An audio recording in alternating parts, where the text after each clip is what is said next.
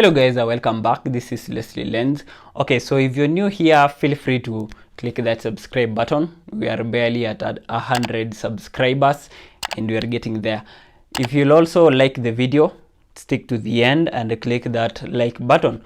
Okay, so 2 days ago, Samsung released their folding phones. That is their Z Flip 5 and their Z Fold 5. This has been a little bit of a discussion online about what are the changes that Samsung made and what are the new things that they brought into the table that is different from their predecessors. Let's start with the Fold 5. A few days ago, I did a video about the Fold 4 and in comparison with the Google Pixel Fold. It wasn't much of a difference and Samsung at the end of it all ended up beating Google. That is because Google was also in their first generation. Now, this is the 5th generation and as usual, Samsung always learns from its mistake. And one of the most noticeable differences from the Fold 4 and the Fold 5 is that the Fold 5 folds completely flat, which is one of the main differences and what was the main issue with the Fold 4. It has a zero gap due to its improved hinges. The hinges are lighter, they are smaller, and they make the phone even much more smaller compared to its predecessors, the Fold 4. This is something that has been commended over and over by tech YouTubers who have already reviewed the same, who have gotten hold of the device. I wish I had the device here so that I can also show you, but I'll use some videos of people who have already seen it. That is the main difference with the Fold 4. Again, many people would wonder, why is Samsung not making any major differences on this new device to its predecessors? This is because there are so many similarities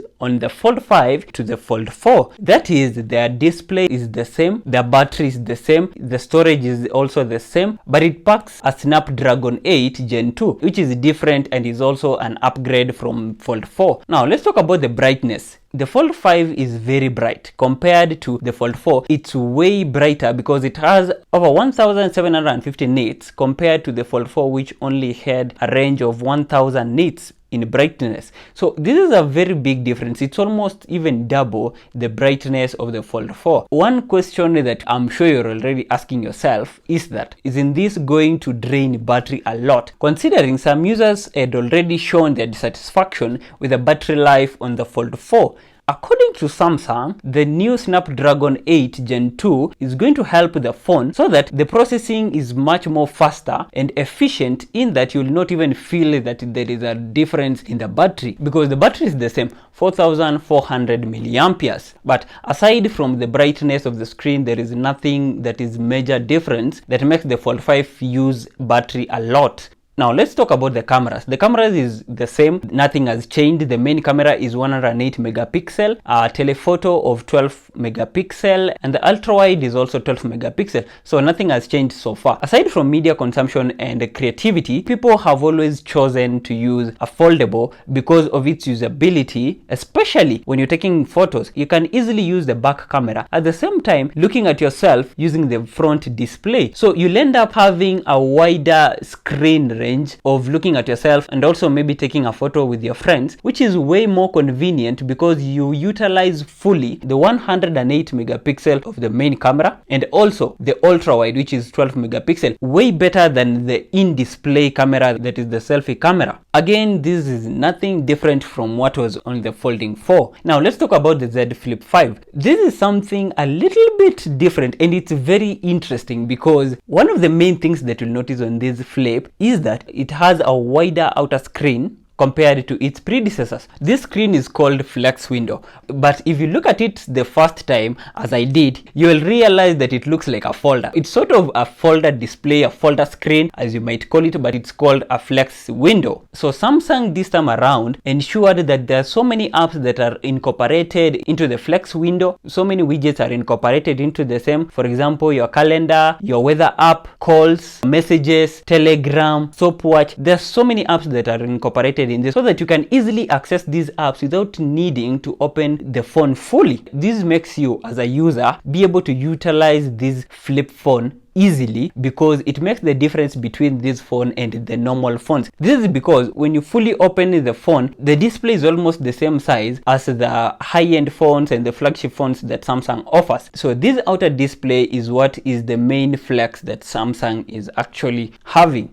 Another thing is that there are so many colors this time around. They are way brighter colors. For example, the main colors is the mint, the lavender. These are bright colors that whenever you're holding that phone in public, it will definitely have people turning around to look at it. And also the whole usability of a folding phone and a flip phone is so that it's convenient for you to utilize a bigger display. At the same time, you can easily close it and pocket it.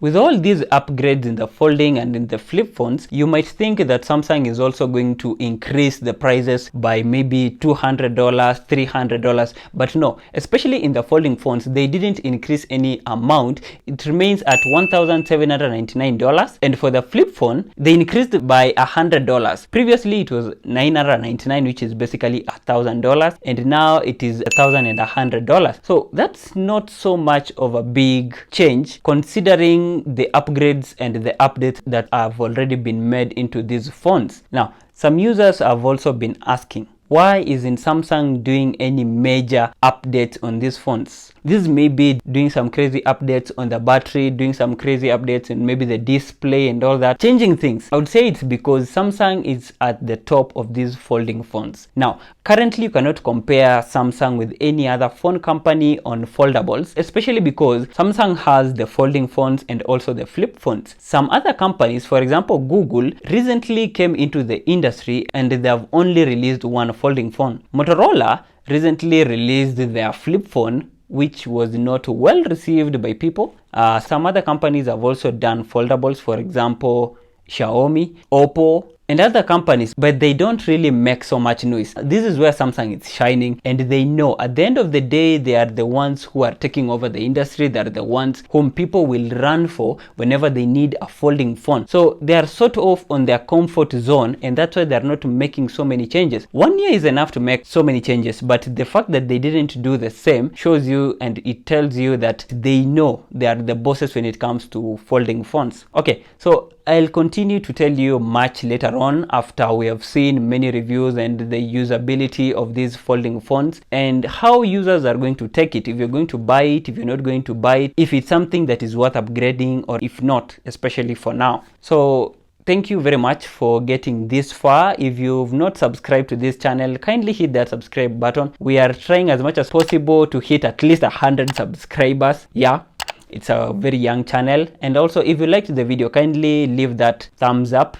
It helps with the algorithm. And also leave a comment about what kind of tech you'd like me to talk about next time. And I'll see you guys in the next one. Peace.